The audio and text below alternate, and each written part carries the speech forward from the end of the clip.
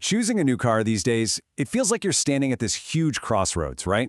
On one side, you've got the gas cars you know and love. On the other, there's this exciting but maybe a little scary all-electric future. But what if there's another way? A path that gives you the best of both? Well, let's dive in because today we're talking all about the hybrid car, a surprisingly old idea that's become this incredibly clever, super popular bridge to our electric tomorrow. All right, so here's what we're going to cover. We'll start with the big dilemma that car buyers are facing right now. Then we'll introduce the hybrid as the perfect solution. After that, we get into the really cool stuff, the magic of how they actually work. We'll even take a look at their surprising history, figure out why there's such a massive success today, and finally, peek into the future of this game-changing tech. Okay, so let's just set the scene. If you're out there looking for a new car, the whole automotive world is kind of shifting under your feet. And it really all boils down to one huge question. This one, do you take the leap and go all in on a fully electric vehicle, or do you stick with the tried and true gas engine? It's a massive decision, and even though EV sales have been climbing, there's still a lot of hesitation out there. So why is that? Well, what industry experts are saying is that the top three concerns are pretty much the same ones we had a decade ago. First up, there's the sticker shock. That initial price tag can be pretty high. Then you have the famous range anxiety, that little voice in your head worrying if the battery's going to die in the middle of nowhere. And finally, there's the whole charging puzzle. Where do I find a station? Is it even going to be working? And how long am I going to be stuck here? These are the real-world hurdles that make a lot of people pump the brakes on going full EV. And this is exactly where the hybrid electric vehicle, or HEV, steps into the picture. It's not just another option on the lot. It's a genuinely brilliant solution that gives us all a practical path forward. So at its very core, a hybrid is just what it sounds like, a combination. You have a gasoline engine, sure, just like any other car, but you also have an electric motor and a battery. And the genius part is the car's computer brain, which is constantly and seamlessly switching between the two, or even using them both together to give you the most efficient ride possible. And I love this quote from Magnus Diba Ilunga because it just nails it. Hybrids aren't a compromise, they're a bridge. Think about it. They let you experience all the cool parts of electric driving, like silent starts and lower emissions, but without any of that range anxiety or the headache of finding a charger. It's just a smoother, more accessible path. So this bridge idea sounds great, but how does it actually work? Let's pop the hood and take a look at the clever technology that really makes the hybrid magic happen. Now, first thing you should know is there's not just one way to build a hybrid. You've got different flavors. There are series hybrids, where the gas engine basically just acts like a generator for the electric motor. You have parallel hybrids, where both can power the wheels. And then you have series parallel systems, the kind Toyota made famous, which cleverly mix both approaches. But no matter the design, they all share one incredible secret weapon for efficiency. And that secret weapon is called regenerative braking. This is, and I'm not kidding, the honest-to-goodness magic trick of a hybrid. In a normal car, when you hit the brakes, all that forward momentum is just turned into wasted heat. Poof, gone, just lost energy. A hybrid, though, is much, much smarter. So check this out. The moment you take your foot off the accelerator or start to slow down, the electric motor instantly reverses its job. It stops being a motor and becomes a generator.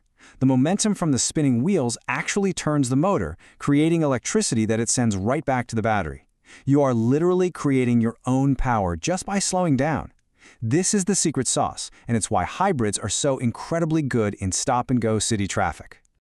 Okay, so let's put it all together and walk through a typical drive. First, the light turns green, and you pull away in complete silence. That's the electric motor, zero gas. Then, as you get up to speed, the car intelligently hands things over to the gas engine for efficient cruising. Need a little extra power to pass someone or climb a hill? No problem. The engine and motor team up for a boost.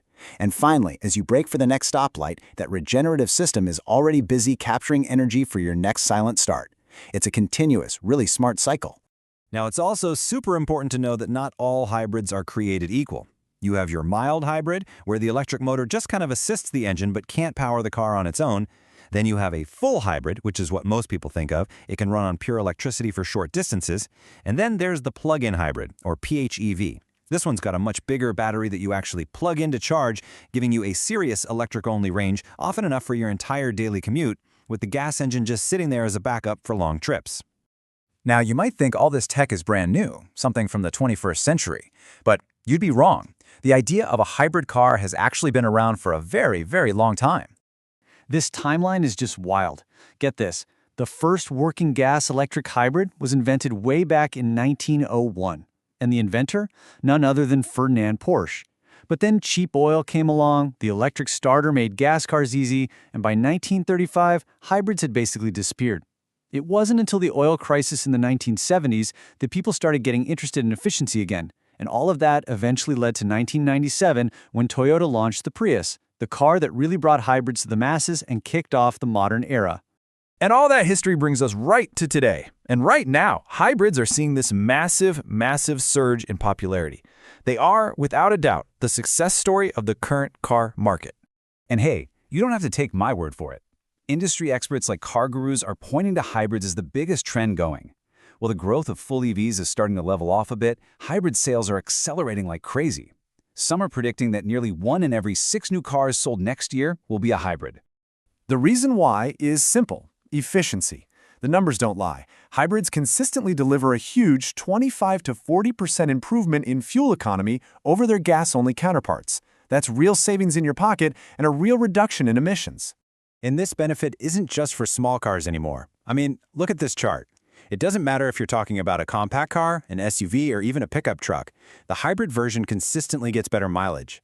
This tech is making every single type of vehicle more efficient. And here's a fascinating little fact that totally proves that bridge theory. The data shows that about a third of people who own a hybrid end up buying a fully electric vehicle for their next car. It's like owning a hybrid demystifies the whole EV thing. It gets you comfortable with the technology. So making that final jump to a full EV feels like a totally natural next step, instead of some big, scary leap. But this bridge, well, it isn't finished yet. The technology is always evolving. It's getting smarter, more efficient, and more connected to our lives. So let's take a look at what's coming next. The big takeaway for the future is that hybrids are becoming more than just a car, they're turning into personal energy hubs.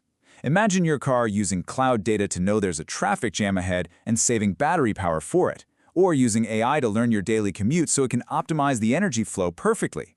We're also seeing the rise of vehicle-to-grid tech, where you could literally use your car as a backup battery for your house. It's all about making a smarter, more integrated system, all powered by next-gen batteries that will be way better and cheaper.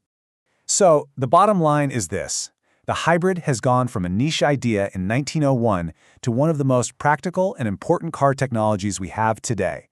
It's solving a real problem for people, delivering immediate benefits, and paving the way for whatever comes next. Which leaves us with one final, fascinating question to chew on. Is this just a temporary bridge that's going to become obsolete one day? Or has the hybrid actually proven itself to be a permanent, essential part of our electric future? The road ahead is still being paved. Don't forget to like and subscribe for more How Meets History.